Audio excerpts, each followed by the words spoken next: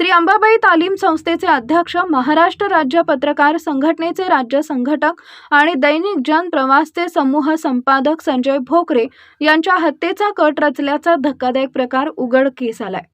खून करण्याच्या तयारीत असणाऱ्या टोळीला पोलिसांनी जेरबंद केलंय। 2 देशी बनावटीचे पिस्टल, 4 जिवंत काडतूस, धारदार चाकू आणि 4 चाकी वाहन जप्त करण्यात आले। सांगलीच्या स्थानिक गुन्हे अन्वेषण विभागाच्या पोलिसांनी ही कारवाई केली आहे। श्री अंबाबाई तालीम संस्थेच्या जागेच्या वादातून आर्थिक फायदा मिळवण्यासाठी हत्येचा कट रचल्याची माहिती अपर पोलीस अधीक्षक कल्पना बारवकर यांनी दिली आहे। या प्रकरणी आणखी काही धागेदोरे आहेत का, याच्या मागे कोण आहे, याबाबत सखोल चौकशी सुरू असल्याची माहिती अपर पोलीस अधीक्षक कल्पना बारवकर यांनी दिली आहे। दरम्यान या घटनेमुळे सांगलीसह संपूर्ण राज्यभर खळबळ उडाली आहे। या प्रकरणी गणेश चंद्रकांत लोखंडे, विराज प्रकाश बुटाले आणि संग्राम संभाजी पडतरे अशी अटक केलेल्यांची नावे आहेत। तर मुख्य सूत्रधार सचिन आवळे हा परागंदा असून त्याचा शोध पोलीस घेत आहेत। स्थानिक गुन्हे अन्वेषण विभागाचे police head constable Sandeep Tanaji Patil यांना गोपनीय बातमीदारामार्फत माहिती मिळाली। या माहितीच्या आधारे कारवाई करत खून करण्याच्या तयारीत असणारी टोळी जेरबंद करण्यात आली आहे। सांगलीची पोलीस अधीक्षक तुषार दोशी, अपर पोलीस अधीक्षक श्रीमती कल्पना बारवकर, स्थानिक गुन्हे अन्वेषण विभागाचे पोलीस निरीक्षक संजय कुमार झाडे यांच्या मार्गदर्शनाखाली पोलीस उपनिरीक्षक महादेव पोवार, पोलीस अंमलदार अमोल येताळे, संदीप पाटील, प्रकाश पाटील, संकेत कानडे, अभिजित माळकर, रोहन घस्ते, सूरज थोरात, विनायक संधी, चालक शिवाजी शीत, सायबर पोलीस ठाण्याकडील सतीश अलदर, इम्रान महालकारी, कॅप्टन गुंडवाडे, विजय पाटणकर, अजय बेंद्रे यांनी कारवाईत सहभाग घेतला।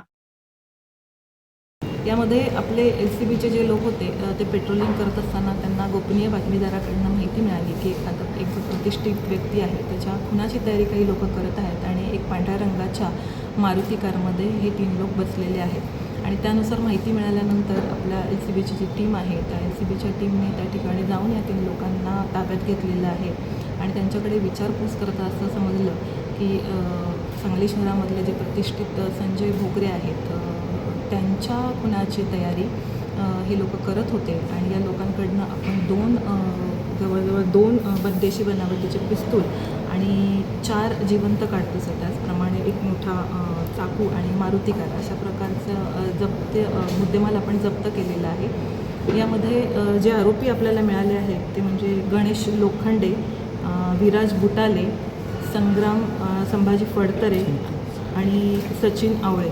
याच्यामध्ये सचिन आवळे हा परागंदा आहे आणि 3 आरोपी आपल्या सध्या ताब्यात आहेत। ते सगळे राहणारे सांगलीचे आहेत आणि त्यांच्याकडे विचारपूस करता त्यांनी असं सांगितलेलं आहे की काही जमिनीचा वाद होता किंवा जमिनीचं जे खरेदी प्रकरण होतं त्या खरेदी प्रकरणामध्ये आर्थिक फायद्यासाठी आणि काही आरोपींनी आमचे वैयक्तिक काही त्यांच्याबरोबर वाद होते याच्यासाठी आणि म्हणून ही लोक हे करायला तयार झालेले होते। म्हणून यांनी अशा प्रकारचा कट रचला होता आणि हा कट रचताना त्यांनी यामध्ये बऱ्यापैकी रेकी पण केलेली होती।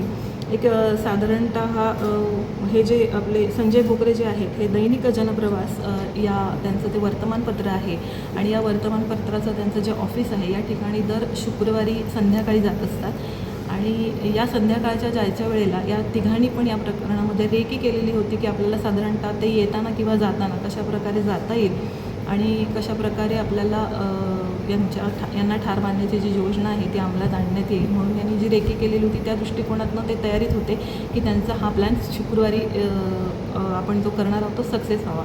पण आपल्या गोपनीय बातमीदारांकडून LCBच्या लोकांना जी बातमी मिळाली त्याच्यावर आपले SP सर आहेत त्यांच्या मार्गदर्शनाखाली, तुषार दोशी सरांच्या मार्गदर्शनाखाली आपण व्यवस्थितपणे या गुन्ह्याला प्रतिबंध करण्यासाठी आपली पण योजना आपण जी होती ती अंमलात आणली आणि हे काही करू नये किंवा हे करताना आपण आरोपींना ताब्यात घेतलेलं आहे आणि अशा प्रकारे मुद्देमाल आणि आरोपी आपल्या ताब्यामध्ये आहेत। फक्त या घटनेमध्ये आपल्याला जे आरोपी मिळालेले आहेत त्यांनी जो हा कट रचलेला होता त्याच्यासाठी त्यांचा काही आर्थिक फायदा होता किंवा किंबहुना हे फक्त जमिनीच्या वादाचा प्रश्न होता की वैयक्तिक त्यांचे काही प्रॉब्लेम्स होते किंवा इतर कोणी याच्यामध्ये आणखीन सहभाग आहे याचा आम्ही शोध घेत आहोत।